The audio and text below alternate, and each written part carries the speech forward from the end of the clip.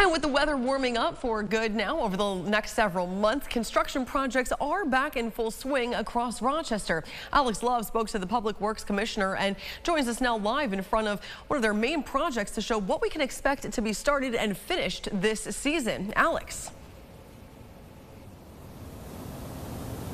I'm standing right off State Street, Isabel, just north of the Main Street intersection, where for more than a year, this entire stretch of the road and sidewalks has been getting completely torn up and redone. But by the end of this fall, the project will finally be completed, while the planning phases to fill in the north side of the inner loop will begin.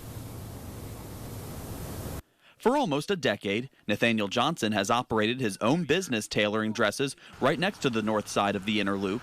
Although filling it in will take years to complete, he believes it will be worth it to give more potential customers chances to live nearby and walk to his shop. More people over to this building to wonder what's in here. And once they come in and they see what we have to offer, I'm quite sure they'll be coming back, and anybody that's coming over this way that's going to be in here is it's going to benefit us. This part of the Inner Loop transformation project was made possible by $4 million in funding by Congress back in 2021, along with another $100 million from New York State in last year's budget.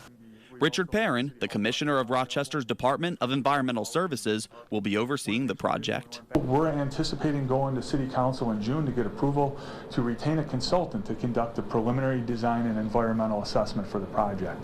That will go from summer of 2023 through mid-2025, and we'll look to begin construction in either late 2026 or more likely 2027. Commissioner Perrin explained the process to fill in the highway will be done in phases to avoid traffic delays and resemble how Inner Loop East was filled to create leveled elevation, then allow new homes and businesses to go up.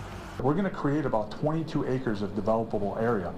14 of those will be used for businesses and commercial purposes, but 8 we're intending to set aside now for green space. We're going to look to what makes sense in each area of that corridor because it is not uniform.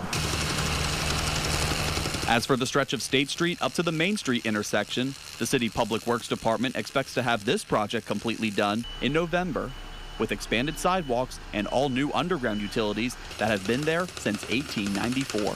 It's really critical to get those upgrades to not only the street and the sidewalk and bike lanes and bus stops, but also to get those utilities done because it's going to increase reliability and efficiency in terms of what the utilities can provide. And we can't function without water, without sewer, without telecom, without electric.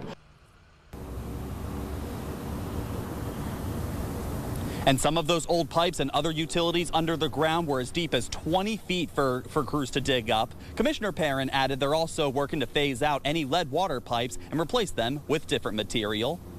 Live in Rochester, Alex Love, News 8.